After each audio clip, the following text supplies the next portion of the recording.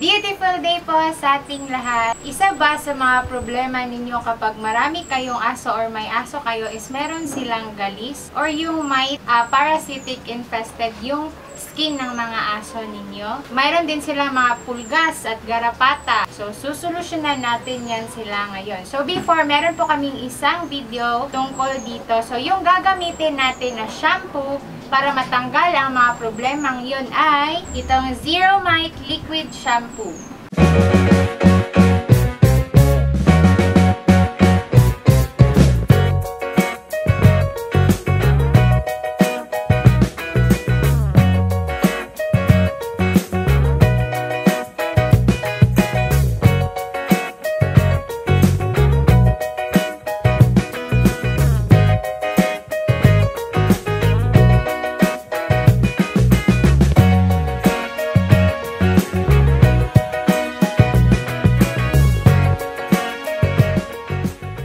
Alam naman natin as pet owners na mahal talaga yung mga shampoo at sabon ng ating mga aso.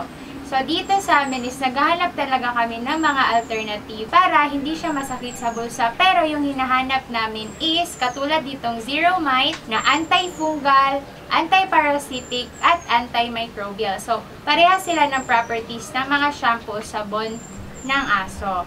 So, ang kaibahan lang dito is, yung makikita nyo talaga dito sa packaging niya is originally para ito sa mga manok. Pero na-try na namin sa aming mga aso. So, merong mga aktibong sangkap itong ating Zero Mite, which is ang cypermethrin at tea tree oil. So, napakabango nito, no? Para siyang orange na scent. Itong Zero Mite ay ginagamit natin para sa mga red mites, hanip, kuto, pulgas, at garapata.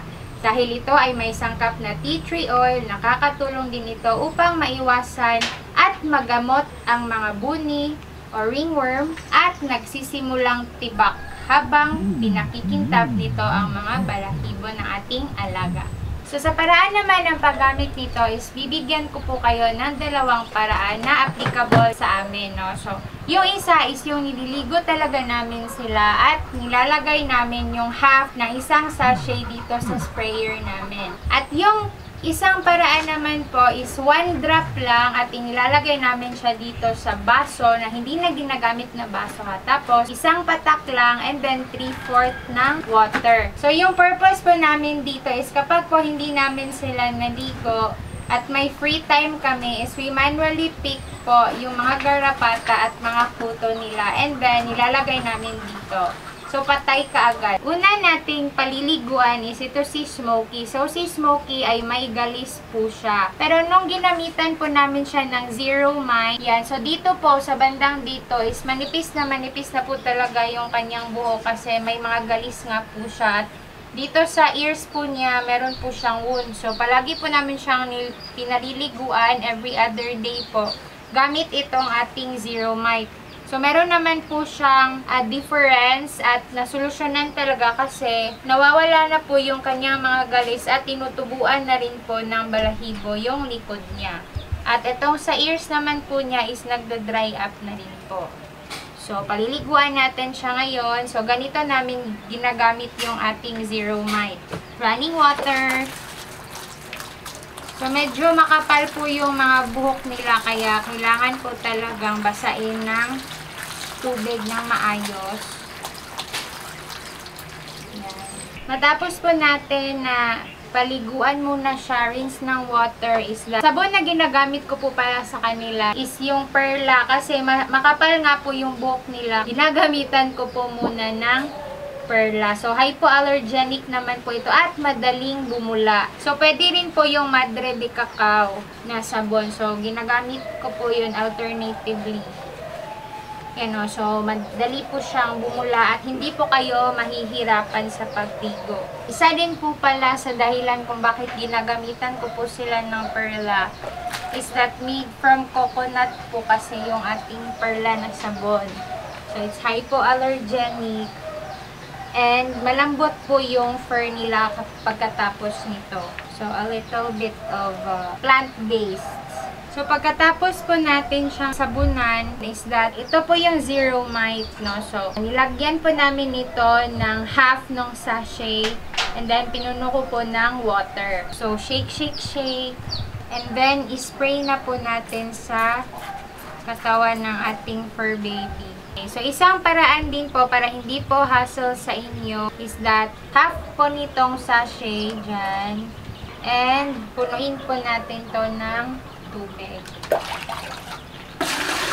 So, yung isang sachet pala po is pwede nyo po siyang i-dilute sa 2 galon ng tubig. Kasi napaka-powerful po ng kanyang mga ingredients.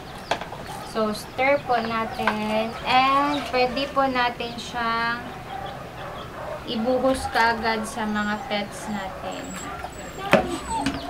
And, rub po. Dito po sa affected na parts po, yung may maraming galis is that ito pong sprayer yung ginagamit ko.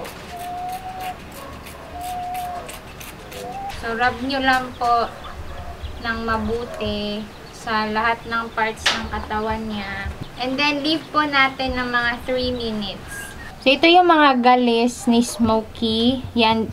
Before po is wala na po talagang buhok yung part na to. Yan. So, nung ginamitan namin siya ng zero mite, tumubo po uli yung kanyang mga buhok. Yan. So, ito yung mga kuto namatay. Pulgas po yan. So, after 3 minutes po is banlawan na po natin. Ano, baby? Ito naman po yung isang option natin, no? Kapag hindi nyo po maligo yung aso ninyo dahil sa iba't ibang dahilan, is pwede po kayong maglagay ng isang drop ng ating zero mite sa isang baso ng tubig or 3/4 lang ng water. Tapos, manually po is kukunan natin siya ng kuto. So, nakakuha po tayo ng maliit na garapata. Yan. Pwede po na ilagay nyo na diretso yung kuto na makukuha nyo. Huwag nyo na pong i-prick o patayin. Kasi mamamatay po yan dyan sa tubig na may zero mite.